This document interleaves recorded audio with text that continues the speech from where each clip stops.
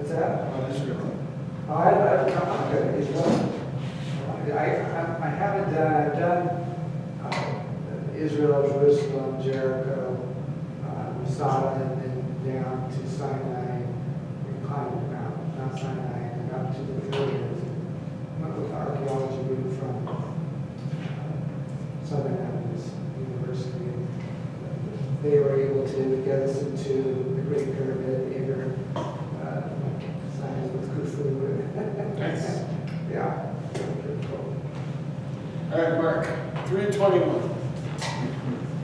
Ehud stretched out his left hand and took the sword from his right thigh and thrust it into his belly. Okay. Eglon, who was piercing through the land in the same manner that Joshua had successfully pierced through Canaan, is now the one being pierced. 22. Wayne? Even the hand was sinking after the blade which came out his back. Ehud did not hold the sword out, and the back closed inward. Okay, so the enormity of Eglon's size swallowed up the entire blade, which is a cubit's length, which is from the tip of your middle finger to the tip of your elbow, approximately 18 inches. So the enormity of the size swallowed up the whole blade and the handle itself. Unable to retrieve the weapon from the crime scene, Ehud leaves the sword in the king as he wallows in his own excrement. King James says the dirt came out. That's a nice way of saying, yeah, all the stuff came out. Those who, well, we'll go to verse number 23. Verse number 23, Ron? Then Ehud went forth through the porch and shut the doors and hollered upon him and locked them. Okay, so the porch are literally the columns. So departing through the columns of the palace entryway, and before that, of course, locking the doors of the upper summer palace behind him, he just casually departs the Moabite headquarters without anyone giving him a second look. Verse number 24. Wow. When he had gone out, Eglon's servant came to look, and to their surprise, the doors of the upper room were locked. So they said, "He is probably attending to his needs in the cool chamber." So after Ehud departed the scene, the guards of the king come to serve him, and they are likely smelling the intestines and the feces that are spilling out of his body, and the doors then also being locked suggest them to say, "He covereth his feet," which is a nice way of saying he's on the toilet, covering his feet. They had indoor plumbing for sure. Here's some indoor plumbing from the city of David in Iron Age 2, an indoor toilet. Verse number 25, Mark. They waited until they became anxious, but behold, he did not open the door of the roof chamber. Therefore they took the key and opened it, and behold, their master had fallen to the floor dead.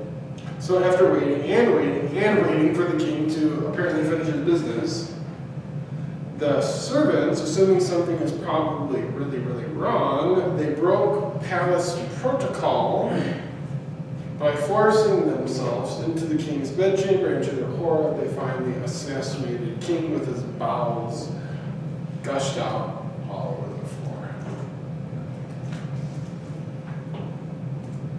Verse 26. Lane? While they waited, Ehud got away. He passed by the idols and escaped to Syria. Okay, so departing Jericho, he headed a little bit northward, and he passed the pagan idols. That's King James's quarries that were at Gilgal. Idols, probably a better translation.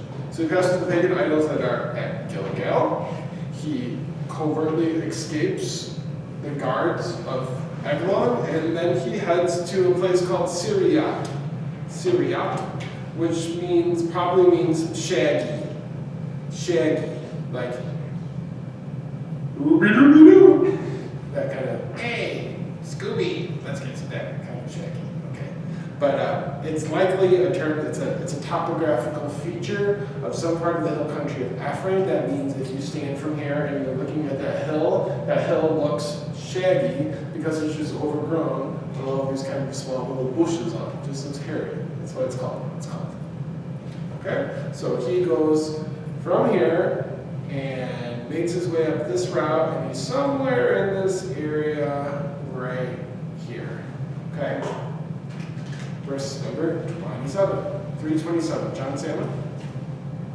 When he arrived, he sounded the trumpet in the hill country of Ephraim.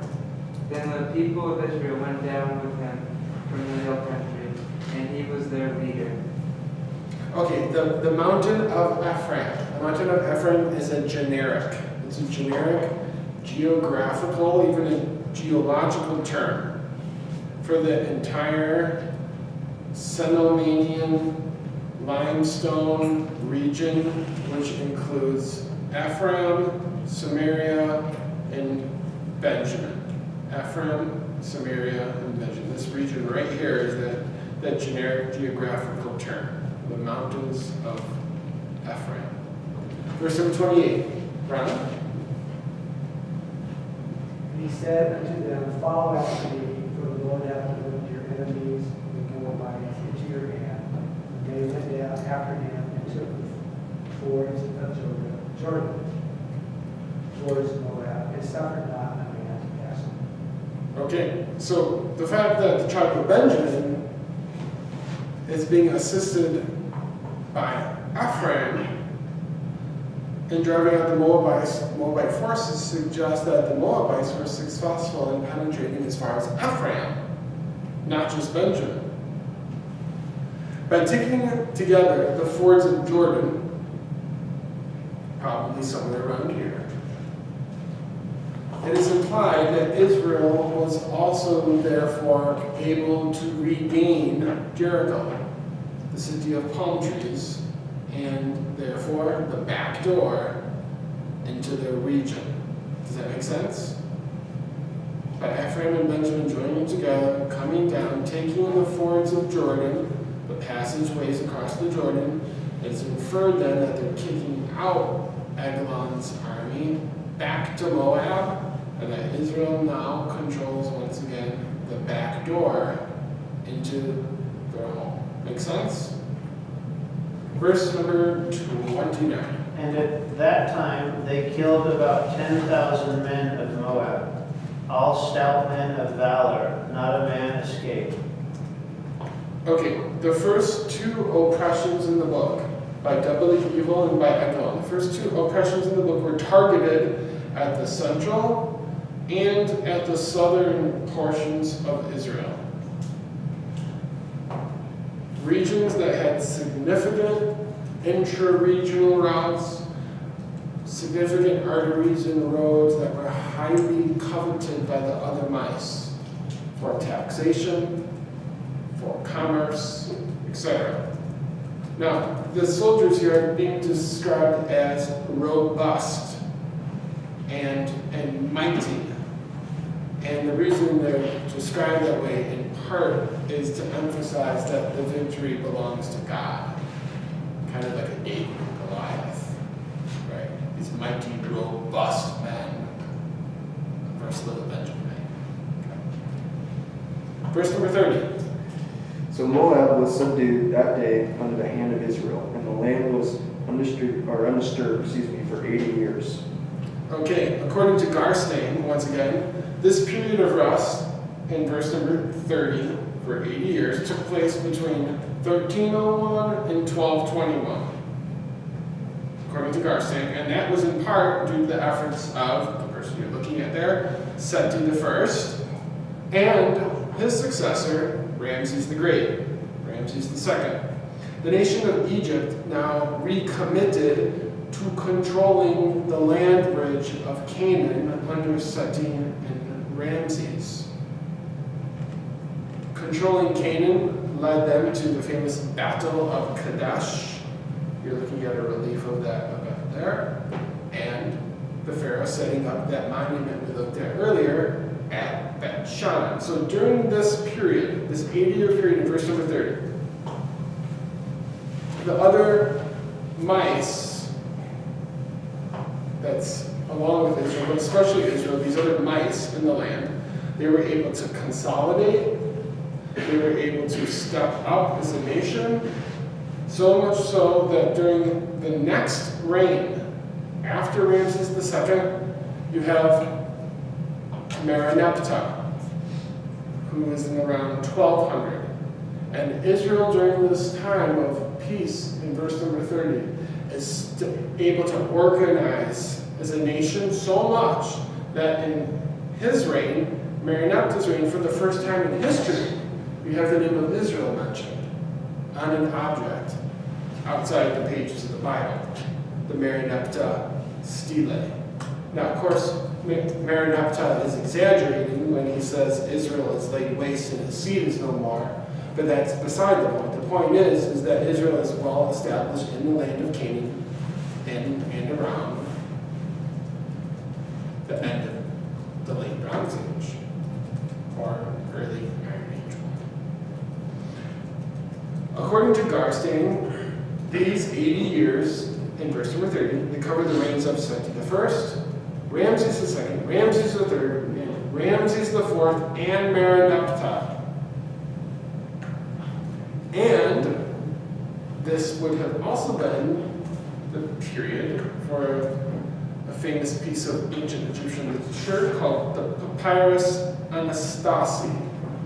The Papyrus Anastasi. This verse marks the fourth and the final S in our second cycle. Salvation. Salvation. Verse 31. Lane? After Ehud came Shamgar, son of Anat, who struck down 600 Philistines with an ox goad. He too saved Israel. It is suggested that Shamgar was a non-Israelite. A non-Israelite who resided, this is a suggestion, a non-Israelite who resided in the Upper Galilee at a place called Ben Anat.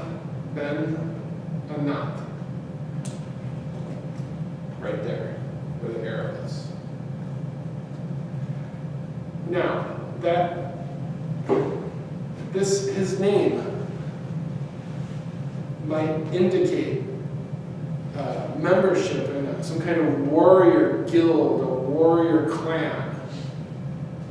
Now, according to Breasted, James Breasted, the famous Egyptologist, it's noteworthy that a Ben Anat, like Shamgar's a son, Shamgar is Ben Anat, Shamgar Ben Anat, son of Anat. It is interesting, Breasted notes, that there is a Ben Anat.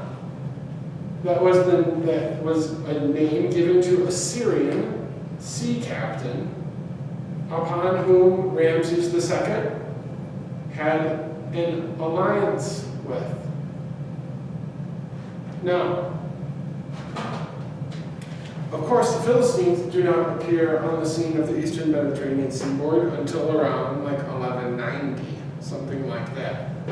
So, Shamgar could possibly have been a non-Israelite Egyptian ally who warded off the Philistines from invading the seacoast of Israel on the eastern Mediterranean seaboard. These battles were very sensitive to Egyptian interests. So in other words, the theory is Shamgar is the son of Anat from the town of Anat. He's ruling during the time of Ramses II. He's a Gentile who's an Egyptian mercenary who's paid by the Egyptians to ward off the Philistines coming from the sea and coming from the land. Okay? Because you see right here, he kills 600 Philistines at one time with an ox goad. And what backs that up is that during the time of Ramses II, there's a source that mentions a guy named Anak, who's a Syrian, who does that for Pharaoh. Is that an exception to the 4 S's? Yes, very good. Yeah, it's one of the exceptions. All right.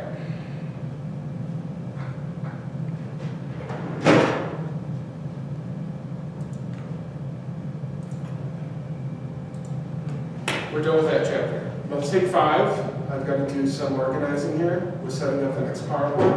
So let's just kind of stay tight, take 5 minutes, and then we'll start with our last chapter in a minute.